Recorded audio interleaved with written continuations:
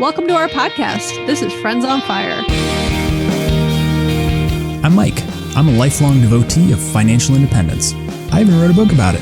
And I'm Maggie, a newer convert, but just as passionate, especially on the intersection of minimalism and financial independence. We're one and the same. We are two like-minded friends who believe that talking about money with your friends and family opens the door to financial well-being. The Friends on Fire podcast is about dispelling myths, building financial acumen, and sharing your financial independence journey with the people you care about. This is Friends on Fire. Morning, Mike. Good morning, Maggie. We're recording at an earlier than normal hour. We usually record in the evenings, but it's 8:30. I'm up, I'm chipper, I'm feeling good. At first you asked me to do 9. I'm like, there's no way she's going to be up at 9. And then right before you're like, let's push till 8:30. I'm like, there's no chance she's going to show up on time.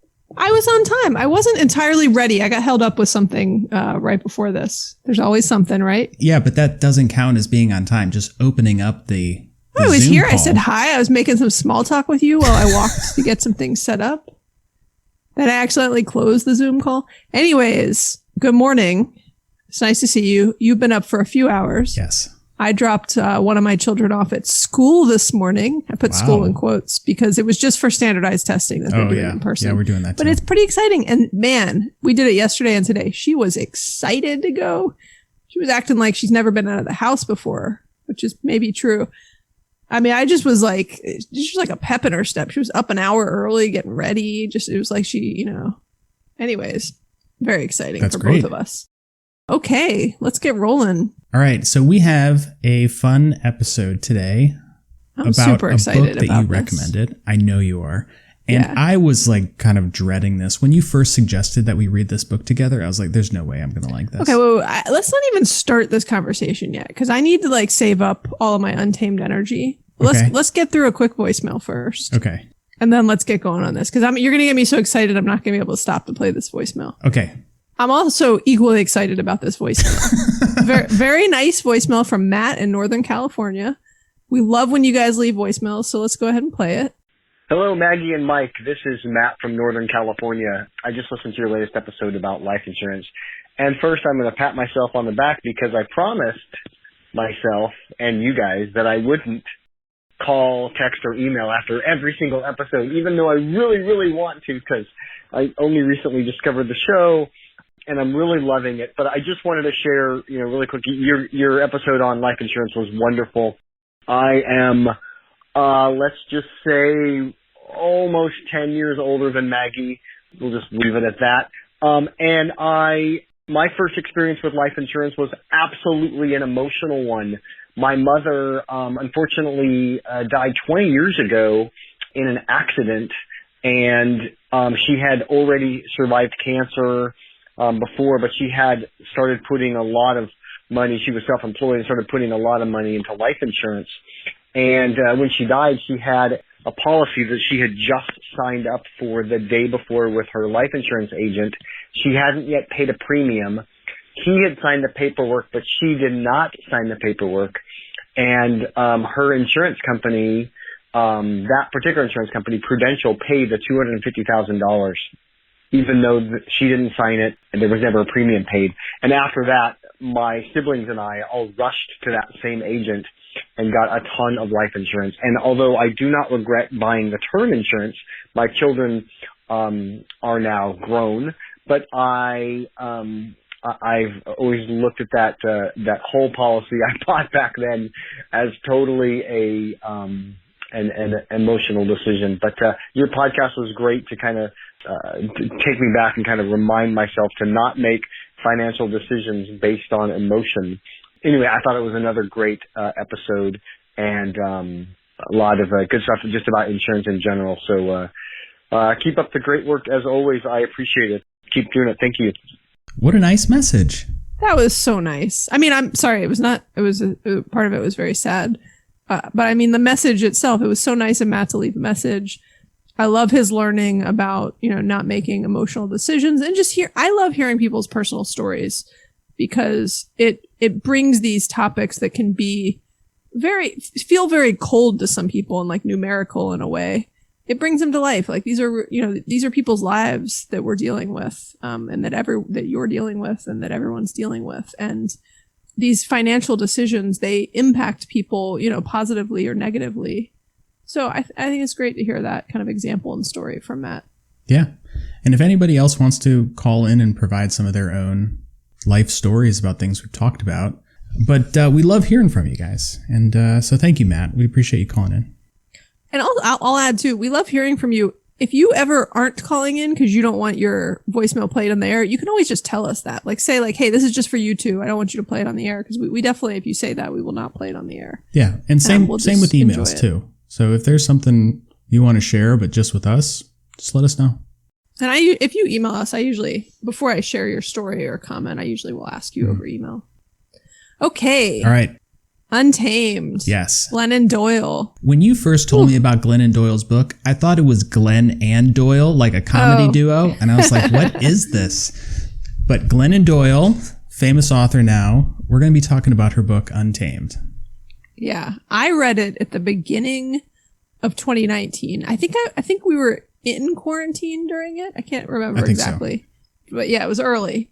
And one of my good friends had a hard copy. And I always like when I can read like a hard copy of a book, especially when I don't have to buy it. And so she lent it to me. It was kind of like, it was buzz. Everybody was talking about it at the time. It was, you read it like a year later, but it was very hot then. It still is, I think. And I did two things. One, read the book and loved it. And a lot of my like girlfriends had all read it around the same time. So we were just like constantly texting about it. And then also I became obsessed with Glennon and Abby on Instagram. They both have great Instagram accounts, and like, they're just funny, and they're like banter just as like two people living together are like the sort of things that like Abby is me, I think. Anyways, it doesn't matter. Just the things that they joke about with each other, and the stuff that, where she's like, I buy, like there's some Instagram story that's like a year old now where they're like, she's getting frustrated that, she buys everyone the type of milk they ask for, yet somehow they're drinking her soy milk. And she's just like, you put it on the list, I buy it for you. Why are you drinking the milk I want when I bought you the 5 kind of milks you asked for? Anyways, it's just sort of funny. She's talking about our kids there, but anyways, every time I see some of their Instagram stories, I'm like, we live very similar lives, except you're a former professional soccer player and famous author, and I'm not. Yeah, I also think of you and Abby Wambach as the same. Yeah, we're very similar. Yeah, exactly. I get you two confused all the time. So when you first recommended this book, you had positioned it as something I should read because I'm raising 2 daughters. Yes. Which I realized I probably should do and it would be helpful, but it was not like motivating me to read it. High on your list. Yeah. But when I did read it, I found that there was much more applicable in the book than just kind of like growing up as a woman. And yeah. I think there's 2 things. One is that all of the struggles that she talks about that we'll discuss on the show apply to men too. It's not just a female thing. A lot of them are specific to culture and women, but I think it also, a lot of it applied to me.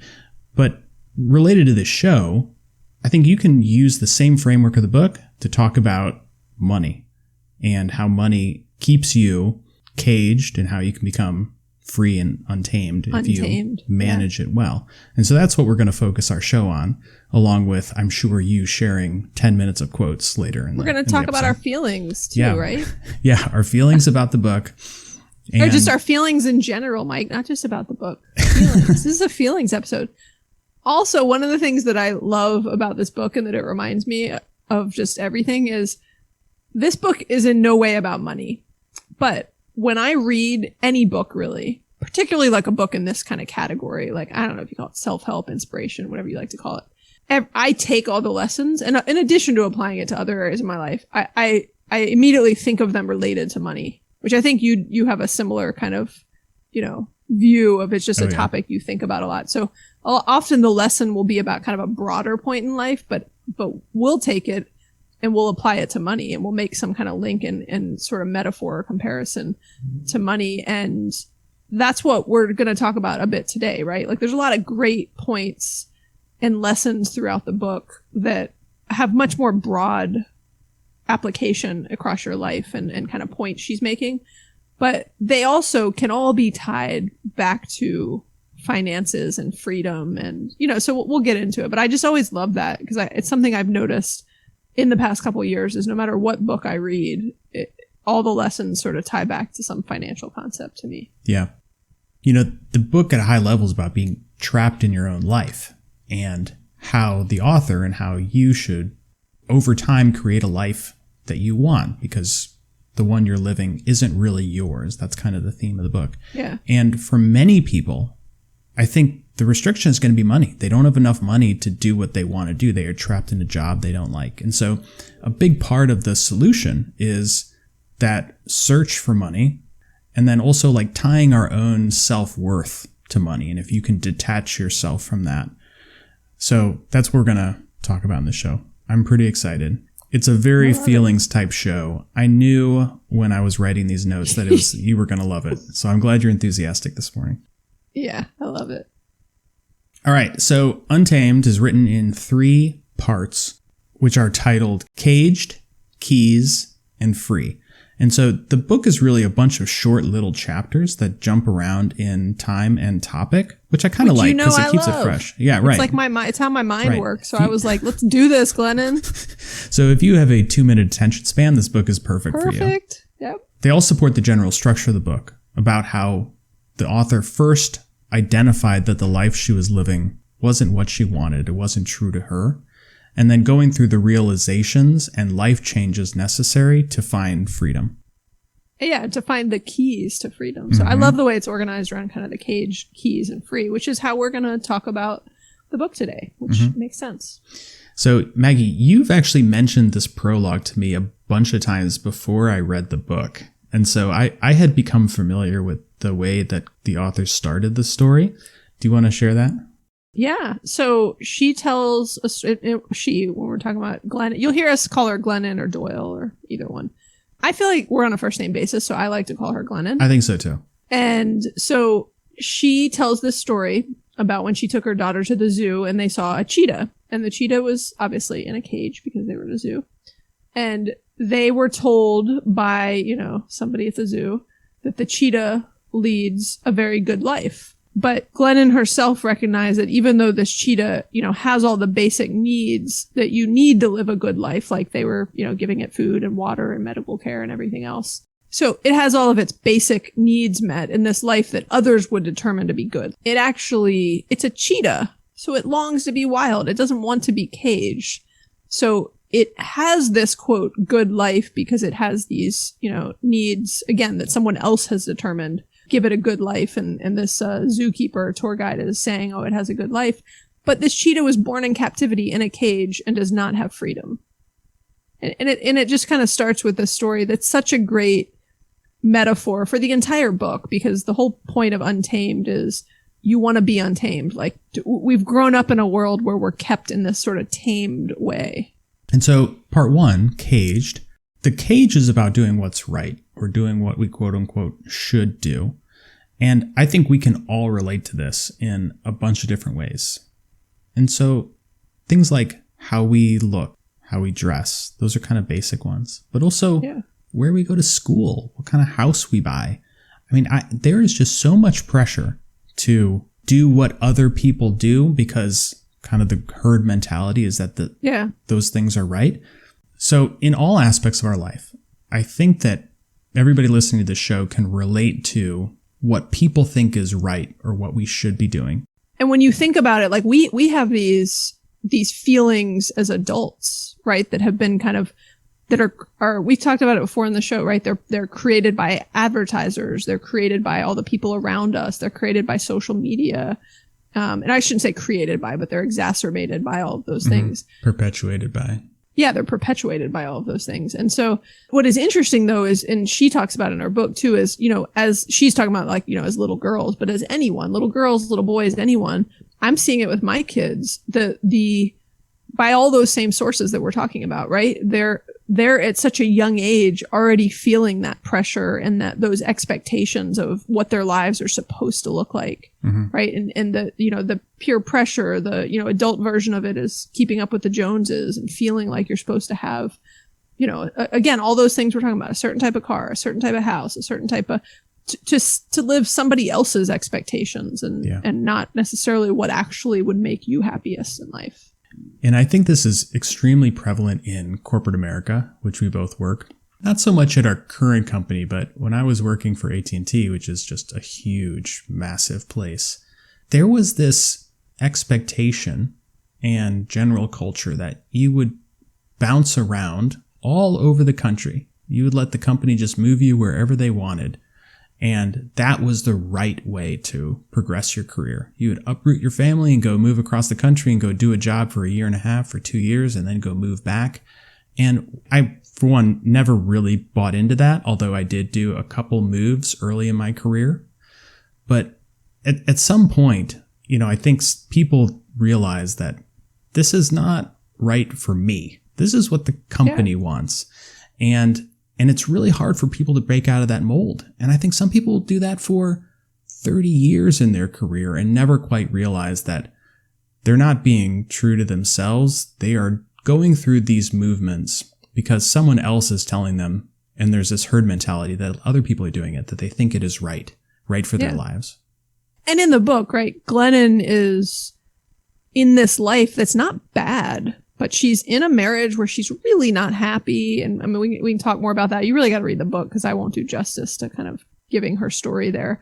But again, it's not bad. It's like the cheetah, right? The cheetah's taken care of, right? It's not being abused. It's not being neglected, but it is still in a cage and it would prefer to be free. So it's this whole point of, again, if you want to, using your AT&T example, Mike, there's people like at our company, for example, who, take an international assignment and it is a dream come true for them that they're able to relocate their family to China or Singapore or London. And it's a cool adventure and that's cool. Great. Use it. It's win-win. Right. Mm-hmm.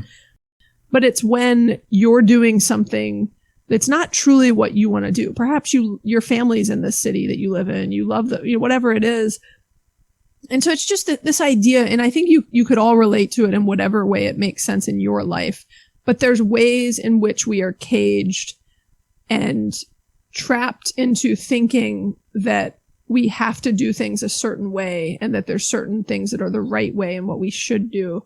And the whole point of this is and we'll get into it, but to find the keys to the cage and to be free, right? And there's a huge money portion to that cage, which I think I hope it makes sense on kind of what the point is there that we just talked through. Because all those things that we say, people think you're supposed to have in your lives, they cost money, and they cost more money if you're trying to keep up with other people. And they not just cost money, but they can cost you your happiness because you can make decisions that aren't based on what you really want to do because you're chasing money, right? So it's both ends of it. You're either spending money or you're chasing making more money. Yeah. And either one of those things could be creating a situation where you're kind of caging yourself. And I think the difficult thing for everybody, myself included, is that you don't know that these things are wrong for you unless you feel it. There will be nobody at the company telling you, nope, don't go move around. Don't go try to get promoted. Don't go try to network and do these things. They won't be able to tell you how you feel because the structure and expectations are in place to have you do something different. And so all of the messages that you're receiving are telling you this is what's right. And until you kind of feel it in your gut and in your heart that it's not true to you, you won't have the realization that there could be something else out there that you should pursue. And this is also how people find the FIRE movement. They're in a job and they're like, I don't think I can do this. Everybody's telling me I have to. And then they kind of do like a Google search at night and they're like, how do I retire early? And then they come across all this stuff and like our podcast. So you don't discover the community and the other reinforcing messages that resonate with you, that are true to you, until you start searching for it. Yeah, and it's, it can be experimentation because there's a lot of times where, and I mean, this is the case in my life even. There's a lot of times where you aren't necessarily caged in the beginning. You want that. It's what you want and you try it and then you start to learn new things about yourself over time and you realize, actually, that's not really what makes me happy. Yeah. That's what I thought, 10 years ago, that's what I thought was going to make me happy. And as I started to get it, I was like, that's not what I want. Right. Yeah. And you learn the more you experiment and try things and and give yourself space to, like we're talking about feelings, feel the feels, which is something that Glennon said. I don't know if she says it in her book, but she says it on social media all the time, right? Like feel the feelings. Don't be afraid to feel the feelings and start to get more in tune with what feels right and what doesn't feel right. And you won't know it until you start trying different things. Yeah. And trust your feelings. All right. So part 2, keys. And the way that I immediately saw the keys to freeing yourself from the cage is money. So money, if it doesn't immediately allow you to just go do something else, free yourself from the cage immediately, it at least allows you to step out for a moment and see what your life could be like if you have the resources necessary to change your current way of life. See, I think it's interesting, Mike, that you believe that money is the key to getting out of the cage. And it's not that I don't agree with you, but I actually believe that it's something before the actual money. Like whether you have a lot or a little bit of money, I believe that your mindset around kind of stuff and happiness and this concept that we talk about a lot, keeping up with the Joneses, right? And to be clear, that's not our concept. We just talk about it a lot. But the idea, to me, that is one of the most powerful keys because it helps you be happy with less money, right? And so the only clarification I want to kind of add to what you just said, which is just my opinion, but this isn't about having a lot of money, right? Like I saw the most, you see these comparisons all the time, but somebody put one on Instagram yesterday and they were sharing it from some other account. So I can't even remember where it was from. It showed somebody at the age of 30 making $68,000 a year. And it showed what happened if they saved 7% a year versus 30% a year. And then what happened if they put it in a low interest savings account versus if they invested it in the market and in simple index funds. And at the end of, and it was like 10 or 20 years later what they had. And it was, I can't remember the amount, and I actually might have screenshot it. Where is this story going, Maggie? It's got a point. It's got a point. It always has a point. The point is, I think it's an important clarification for people that when you say money can be the key to get yourself out of the cage, I don't want people to misunderstand that to mean you need to make a lot of money, right? That like everything is about what you make versus what you spend. And that's why I say to me, the key is around your mindset about what you need to be happy, because many people have jobs and they're making money, right? Not everybody. There's people, that could be struggling for long periods of times or short periods of times in terms of even making like basic money to cover basic needs. But, whether we've talked about this before, whether you're a teacher or whether you make, hundreds of thousands of dollars a year, the thing that's going to give you the keys to freedom is not the volume you make. It's how much you spend and what you do with the money you have. And I guess that's the point I think is so important for people to understand.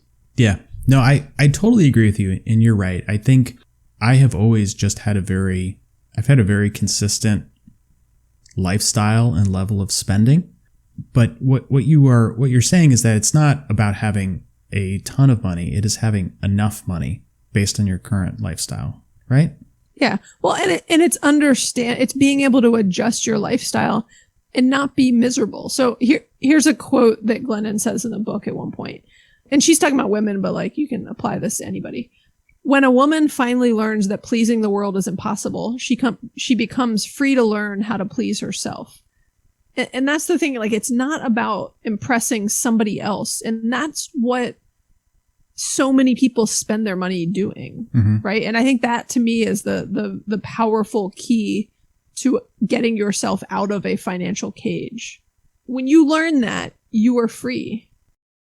So another key that she talks about is finding passions in your life. And passions are kind of one of these nebulous type concepts that are hard for people to nail down. And most people think that they don't have any passions because they don't have the types of passions they see in media or online and that sort of stuff. But the author says something interesting. She describes knowing your passions as when they feel right, and she calls it feeling warm. And I immediately thought of you because I was like, this is such a Maggie chapter. Do you feel warm when you do this podcast? I do. I do too. Yes. So what else makes you feel warm? What else are you passionate about that you know in your heart is right? what makes me feel warm? I mean, a good jacket for sure. Sorry, couldn't resist. Well, let me start with you. What makes you feel warm, Mike? You know, I didn't realize that I felt this way about my passions and hobbies until I read this chapter. It was kind of a fun realization moment for me. Like putting together a model airplane? Yes. That makes you feel warm inside? Building model airplanes, doing DIY projects. When I go shoot lacrosse videos and I'm outside and working the camera, those are all things that I have a very unique and powerful, I want to say like joyous type attitude about. It's very unique, which is why I'm always interested in, for like DIY stuff. If something breaks around the house, like if Britta drops something, I will like, as soon as it hits the ground, be like, I'll fix it. Because I know I'm going to go get that warm feeling because I'm so passionate about kind of building things and creating things. Well, and it's the feeling of it builds energy versus it zaps your energy, right? It's there's a bunch of topics in this that remind me of the Designing Your Life book, which we need to do a show on. But I think, there's a lot of things that make me feel warm, and without getting into all of them, because I could go on forever. I think a broader point that's important is, you made a comment that a lot of people feel like they don't have any passions. I think a lot of people often haven't had time to reconnect and figure out what their passions are. So even women in particular, though I'm sure many people, many men also.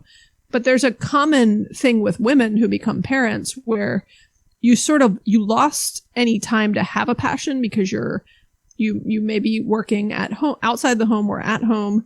You are just so kind of ingrained, and it's like what it takes to be a parent can be exhausting and draining of everything you have left in any given day.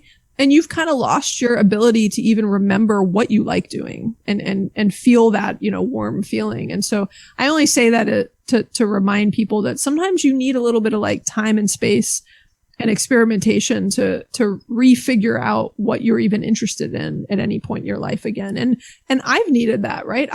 It's one of the reasons I wanted to move to part-time work and kind of pull back at work is I wanted more time to experiment and see what does make me happy and what gives me that warm feeling and what doesn't. And I really do. I really enjoy this podcast. I enjoy talking to and engaging with our listeners. It makes me happy. It gives me that warm feeling, right? So I'm just using, there's other things that also make me happy. I think I'll just leave it at that as an example, so I don't give too much context. You make a great point, Maggie. And, and I think about the evolution and development of passions quite a bit. And in the book I wrote, I actually spent the majority of the first section kind of focused on developing these interests in your life. And I would say that a passion is a hobby or interest that is given the time to grow. And so if you don't think you have any passions, it could be, to Maggie's point, that you really have not had the time to see them develop. But things that you're interested in, things that you consider a hobby, could end up being a lifelong passion if you just focus on them a little bit more. Give yourself the freedom to focus on them. All right.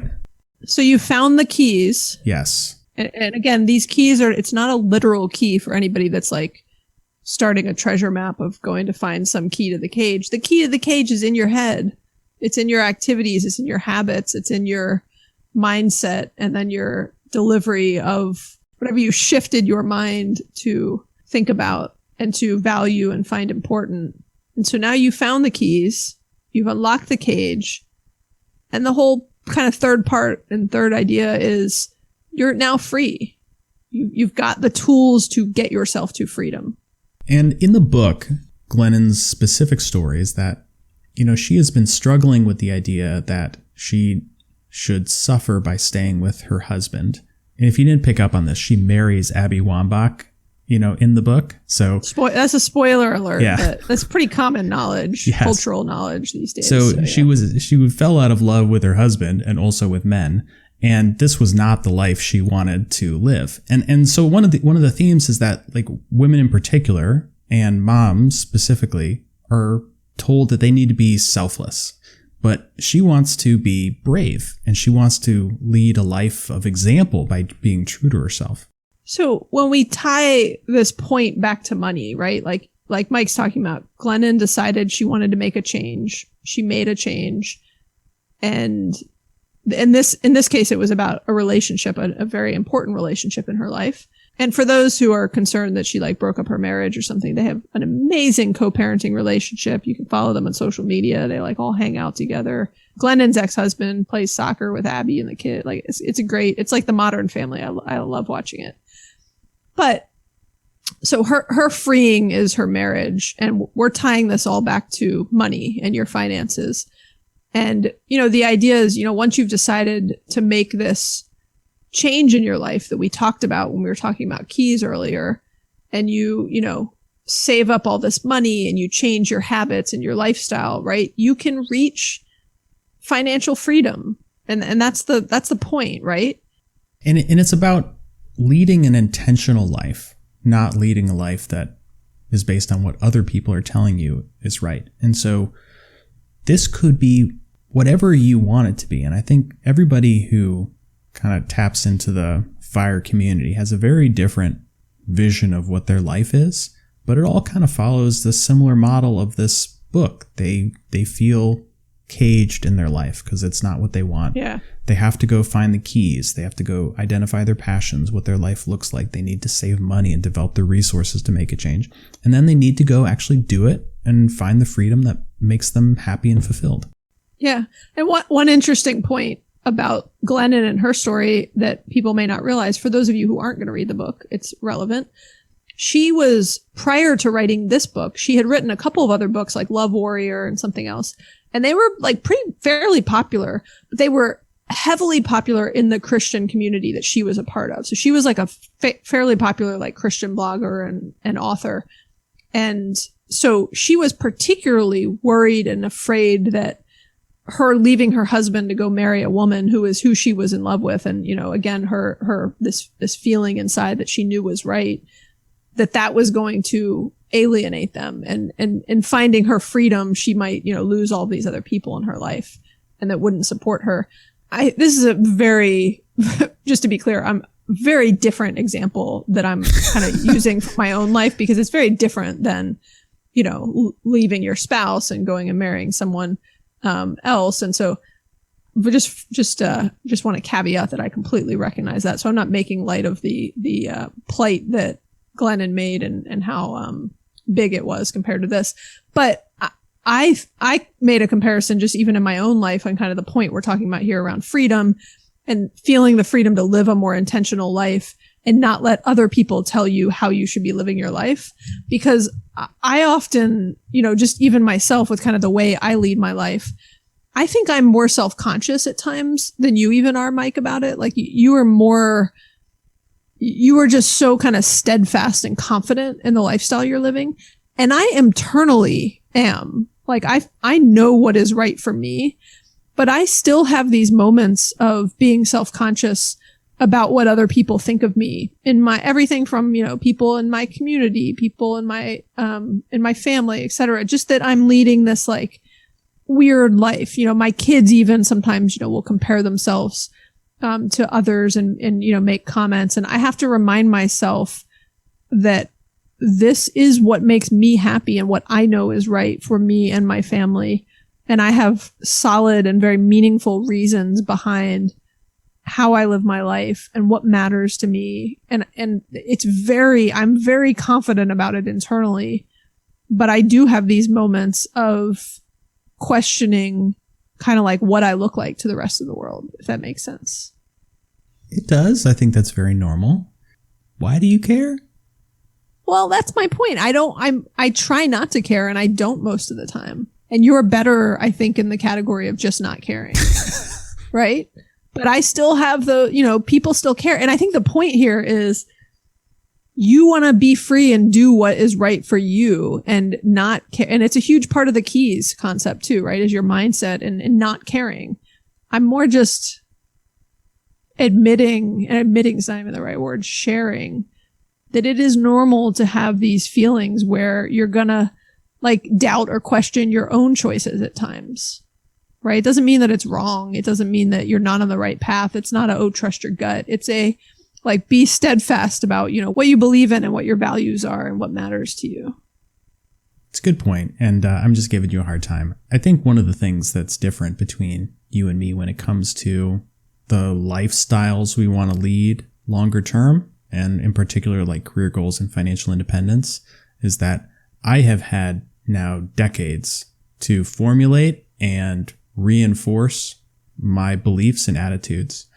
And then also I had parents who did kind of the same thing, and I saw how well it worked out for them. So I have proof points, and then I also have decades of talking to myself about it and building myself up. And for you, it's a little bit newer. Yeah, you're totally right. I said there was something we were talking about the other day. I don't remember what it was, but I said that same thing to you. I was like, remember, you're further along on this mental journey than I am, right? Mm-hmm. I still have to, it's just newer to me, right? I know it's the right thing, but it's still newer to me. And okay, I gotta read a quote, okay? Okay. So here's a quote in the book that's just reinforcing the point I'm making and maybe an additional point. So Glennon said, in order to move our culture forward, revolutionaries have had to speak and plan for the unseen order inside them. For those of us who are not consulted in the building of this visible order, igniting our imagination is the only way to see beyond what was created to leave us out. If those of us who were not part of the building of reality only consult reality for possibilities, reality will never change. We will keep suffering and competing for a seat at their table instead of building our own tables. We will keep banging our heads on the glass ceilings instead of pitching our own huge tent outside. We will remain caged by the world instead of taking a rightful place as co-creators of it. That final statement, we will remain caged by the world instead of taking a rightful place as co-creators of it. I just think that's such a powerful statement. I probably could have just read that and not all the stuff before it. No. In this case, Maggie, I think the context helped. It helped. Look at that. Yeah. There you go. Good job, Glennon, with the context too. So, and I don't mean to sound like too cheesy, but to me, this podcast and the things we're talking about is one of the things that I am doing to take my rightful place and to help co-create and sit at the table for the world that I want to live in. Right. And again, I don't mean to overly sound like we're doing something that's like changing the world or something, but I do think we have a growing society that has a warped view of what will actually get them happiness and is just spinning in this hamster cage of life.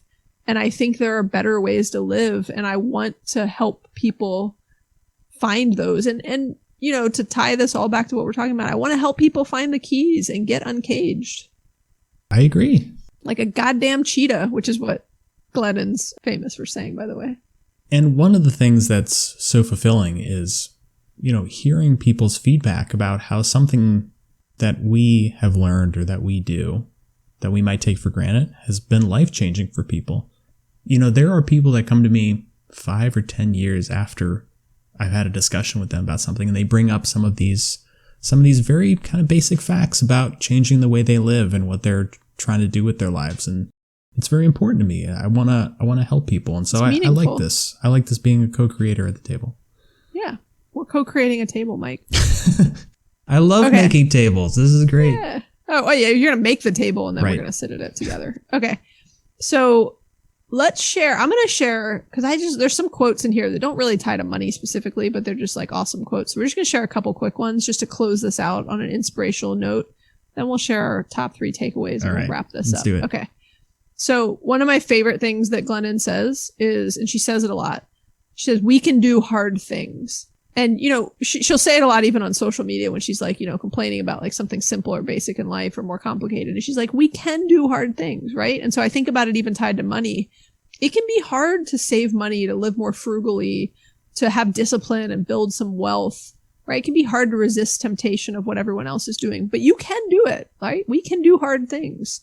One of the quotes that really resonated with me was, being human is not hard because you're doing it wrong. It's hard because you're doing it right. You will never change the fact that being human is hard, so you must change your idea that it was ever supposed to be easy. And I thought this was just mind-blowing. Yeah, it's mindset, right? Mm-hmm. If you come into something saying, look, there's things about life that are going to be hard. I need to remind myself about this sometimes. I'm starting to hit a wall with having 3 kids at home while working and virtual schooling and everything. I need to remind myself, like, this isn't supposed to be easy, right? Even just flipping that, mindset can significantly help things. Okay. Another quote. What the world needs is more women who have quit fearing themselves and started trusting themselves. What the world needs is masses of women who are entirely out of control. I love this statement. Yeah. It reminds me of like John Lewis's like good trouble statement kind of. But like she's using like out of control, like untamed, right? We need more people that are untamed. Like having a world of people that are in cages, and it makes me think of the Handmaid's Tale, which I'm watching right now, which is like an amazing show, but super disturbing. And just to think of a society like that is very scary and sad. But people are living in cages. That's what they've done. They've created a society of people living in cages. And who wants that, right? Like, I love this. I love the idea of, what we need are masses of women who are entirely out of control. Women and men, right? We should all be out of control. The next quote is one that I actually wrote down on a piece of paper. I liked it so much. And then I texted it to you. The braver I am, the luckier I get. And I think this is true. I believe that you should always bet on yourself, be confident that you will figure it out and things will work out for you if you have the right mindset. Going back to one of the earlier quotes that like life is hard, but you can figure these things out. So I love that one. It reminds me of the quote, which I don't know who said it, but that luck favors the prepared, right? It's the idea of, like, yes, there's luck, but luck often shows up for people who are brave, for people who are prepared, for people who are doing the hard work. Okay, this is the last quote, and I love it because it's funny and true, and Glennon is often very kind of humble and self-deprecating. This is a good example of one. So she says, I am a clinically depressed, inspirational speaker. She's talking about herself. I'm a diagnosed anxious person whose main job is to convince people that everything's okay. Please note that if I can be these things, anyone can be anything. Yeah. I just love that. It's very humble and just saying like, look, we've all got our problems. We've all got our adversity and difficulties, and we can still get past them. Mm-hmm. Okay. Let's jump into top 3 takeaways. All right. Number 1, it's okay to come to the realization that the life you're living isn't exactly what you want. Yes. You might be in a cage and you may realize that. Number 2, you shouldn't suffer through that if you do realize that. And growing your wealth can help to provide the keys to freedom. Number 3, be brave and make a change when you're ready. In the right way. Yeah. Thoughtfully, right? I feel like what you don't want to do is don't listen to our podcast and then go make some like crazy changes in your life. Probably go read the book first and like fully understand the context of these points that we've very quickly glossed over. So 3B, don't be too brave. Don't make too dramatic of a change. I'm just kidding. Be brave and make a change. Yeah. And then like 4th bonus takeaway, go read this book if we haven't made it obvious by now. It's a great book. Get it from the library. I think Glennon's doing okay financially, so you're fine to go to the public library and get her book. And yeah, we hope you've enjoyed this discussion. We hope it has been inspirational in some way to just go read her book, Untamed, or to just recognize that the concept of being caged and that you can find the keys and you can be free. You can be a free cheetah running out in the wild. Not Cheeto, to be clear. A cheetah running out in the wild. But if Cheetos are your thing, you can be free to eat Cheetos. Go for it. All right. Thanks, everybody, for listening. If you've been challenged or inspired by what you've heard, please rate and review the show. You can also subscribe to make sure you never miss an episode. If you have thoughts or questions, we'd love to hear from you, and you can leave us a voicemail or text us at 404-981-3370 or hit us up on Instagram or Facebook. Awesome. Well, I've enjoyed this discussion. And Mike, I'd like to give you a shout out for suggesting that we do a show on Untamed and reading the book and talking about your feelings a little bit today. Yeah, this was fun. Next week, we will talk about money. Sounds good. Okay. Bye, Mike. Bye, Maggie.